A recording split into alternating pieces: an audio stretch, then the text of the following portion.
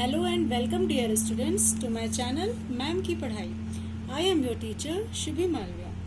Students, today is your last lecture for the French Revolution. In previous lecture we have almost completed this chapter. So today we will study rest topics. These are some important topics. Women and Revolution. The condition of women in France was very pitiable. Pitiable means बहुत ही दयनीय, बहुत खराब condition उनकी थी France में. During old regime, women worked as laundress, sold flowers and vegetables in the markets along with their household work. आपको पता है कि फ्रांस में जब नेशनल असेंबली को बनाया गया तो जितने भी वहाँ पर मेन थे वो सभी रशिया से लड़ने के लिए वॉर में चले गए. तो उस समय जो विमेन्स थी वो सभी घर के काम के साथ साथ मार्केट में फ्लावर्स को, वेजिटेबल्स को भी सोल्ड करती थी और इसके अलावा लॉन्ड्रेस मीन्स कपड़े वगैरह धोने का भी काम वो करती थी. They cook, fetch water and look after children. खाना बनाती थी, पानी भर के लाती थी और अपने बच्चों की देखभाल करती थी. They got less wages than men. और ये आपको पता ही है कि विमेन्स को हमेशा मेन से कम वेजेस या सैलरीज मिलती थी. Next point, women also participated in revolution. कुछ विमेन ऐसी थी जिन्होंने रिवोल्यूशन में भी पार्टिसिपेट किया था. They started their own clubs. उन्होंने कुछ अपने क्लब्स भी शुरू किए थे. They demanded political right such as right to vote. और उनकी जो मेन जो डिमांड थी उस रिवोल्यूशन में वो एक ही थी, वो थी राइट टू वोट. क्योंकि जो विमेन्स थी उनको राइट टू वोट कभी भी नहीं मिला था और साथ ही साथ में उन्होंने अपनी वेजेस को मेन के इक्वल मांगा था. They started their own newspaper. उन्होंने खुद का अपना न्यूज़पेपर भी शुरू किया जो कि सारा वर्क उसमें सिर्फ विमेन्स ही करती थी. Some laws in favour of women. कुछ ऐसे भी लॉज बनाए गए थे फ्रेंच सोसाइटी में कभी कभी कुछ एक टाइम पर जो कि विमेन्स के फेवर में थे, तो उसे भी हम डिस्कस करेंगे इसमें. Revolutionary government impose some laws to improve the condition of women. Revolutionary government, जो रिवोल्यूशनरी गवर्नमेंट थी, इसने कुछ ऐसे लॉज को इम्पोज किया था जिससे कि जो विमेन्स की कंडीशन है वो इम्प्रूव हो सके. इसके अलावा compulsory education for all girls. जितनी भी गर्ल्स थी उन सब के लिए कंपलसरी एजुकेशन कर दी गई, मतलब उन सबको एजुकेशन लेना कंपलसरी हो गया. Marriages were to be registered. उनकी मैरिजेस पहले अनरजिस्टर्ड होती थी, अब उनको रजिस्टर्ड करना कंपलसरी हो गया. Divorce was made legal. और डिवोर्स को लीगल बना दिया गया, not only for the man as well as women. मतलब जब पहले के समय में जो मेंस होते थे सिर्फ उन्हें ही डिवोर्स देने का राइट था, लेकिन बाद में ये विमेन्स को भी ये राइट दे दिया गया कि वो भी डिवोर्स दे सकती हैं. Women could receive training for job. और साथ ही साथ में विमेन को अब ट्रेनिंग भी दी जाने लगी कि वो अच्छी जॉब को पा सके. Now come to continuous struggle. जो विमेन्स थी इन्होंने कंटिन्यूअस स्ट्रगल किया. कब तक? 1946. देखिए इस डेट को मैंने हाईलाइटेड किया है bye red colour.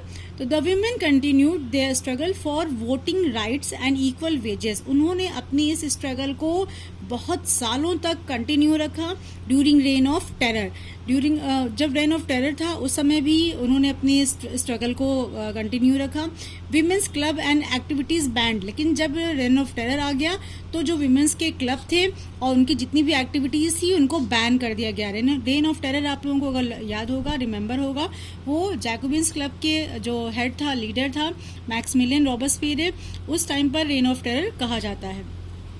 Women leaders were arrested too. और उसी के टाइम पर विमेन लीडर्स को अरेस्ट भी किया गया क्योंकि वो रिवोल्यूशनरी एक्टिविटीज में पार्टिसिपेट कर रही थी. इन 1946, मतलब इतना कंटिन्यूअस स्ट्रगल, इतने लंबे टाइम तक स्ट्रगल करने के बाद 1946 में the French women won the right to vote. तब जाकर फ्रेंच विमेन को राइट टू वोट प्राप्त हो सका. After 200 years struggle. उन्होंने 200 साल तक लगभग स्ट्रगल किया. तो ये तो मेन कंडीशन या एक क्वेश्चन बनता है अक्सर इस चैप्टर से, विमेंस की कंडीशन के बारे में, उनकी स्ट्रगल के बारे में, उनके राइट टू वोट के बारे में, तो जो उनके वर्क थे या उनकी जो पिटिएबल पोजीशन थी इसके बारे में, इसीलिए इसको एक स्पेशल टॉपिक में मैंने डिस्कस किया है। अब आते हैं एक और इसका इम्पॉर्टेंट टॉपिक है, that is the abolition of the slavery. Slavery students, I have already explain, slave means होता है सर्वेंट्स या दास, जो कि हमेशा के लिए पहले के समय में जैसे लोगों को बेच दिया जाता था और वो दास बन जाते थे, फिर वो वापस अपने घरों में नहीं जा सकते थे क्योंकि वो बिक जाते थे, तो ऐसे लोग स्लेव या दास कहलाते थे। तो ये एबॉलिशन हुआ था, ये आपको मैं बता दूं कि ये केवल जैकोबिन्स के टाइम में सिर्फ एक ही काम मेनली अच्छा उन्होंने किया था कि जैकोबिन्स रिमूव द स्लेवरी। देखिए मैंने इस पूरे पॉइंट को हाईलाइट किया है, एक बॉक्स में रखा हुआ है जिसमें बताया है कि जो जैकोबिन्स थे यानी कि जो रॉबस्पियर था उस टाइम में स्लेवरी को रिमूव कर दिया गया था, हटा दिया गया था। लेकिन जब नेपोलियन आया था, नेपोलियन री इंट्रोड्यूस द स्लेवरी, लेकिन नेपोलियन ने बाकी भले ही अच्छे काम या जो भी काम किए हों, लेकिन उसने स्लेवरी को री इंट्रोड्यूस किया था। अब जो फ्रांस था उस समय स्लेवरी की या जो स्लेव्स थे उनकी क्या कंडीशन थी, ये हम इसमें देखते हैं। In 17th century, there was slave trade between Europe, of Africa and America. 17th century में फ्रांस में या आप ये कह सकते हैं कि यूरोप, अफ्रीका और अमेरिका, इन तीनों कॉन्टिनेंट में स्लेव ट्रेड होता था। That was called the triangular trade. Triangular trade या ट्रायंगुलर स्लेव ट्रेड इसको कहा जाता था। अब ट्रायंगुलर यू कैन अंडरस्टैंड कि यहाँ पर 3 ऐसे कॉन्टिनेंट से जहाँ पर स्लेव्स का व्यापार, ट्रेड मीन्स व्यापार होता था। अब ये 3 में ही क्यों होता था, रीजन क्या था? The reason was firstly the Europe. France was in Europe, France Europe में था और वहाँ पर टोबैको, शुगर, इंडिगो, कॉफी, इन सब चीज़ों की डिमांड बहुत होती थी। लेकिन इन सब चीज़ों की जो डिमांड होती थी वो कैरेबियन जो रीजन था, एरिया था अमेरिका का, अमेरिका कॉन्टिनेंट में, वहाँ पर फ्रांस की 3 कॉलोनीज थी। आप नाम देख सकते हैं, नाम थोड़ा सा टफ है, आप इसको ध्यान से देखिएगा, स्पेलिंग्स लिखकर आप इसको लर्न कर सकते हैं। एक है मार्टिनिक, दूसरा है ग्वाडेलूप एंड सैन डोमिंगो। ये 3 फ्रेंच कॉलोनीज थी। कॉलोनीज आप जानते हैं जैसे कि ब्रिटिशर्स ने इंडिया को कॉलोनी बना रखा था, अपने अधिकार में लिया था, वैसे ही अमेरिका के कैरेबियन एरिया में फ्रांस की 3 ये कॉलोनीज थी। तो जो फ्रांस के लोग थे वो इन्हीं कॉलोनीज में इन सारी चीज़ों का यानी कि टोबैको, शुगर, इंडिगो, कॉफ़ी, इनका प्रोडक्शन वहाँ पर लेबर से वो कराते थे और फिर वो अपने यहाँ पर वो यूज़ करते थे।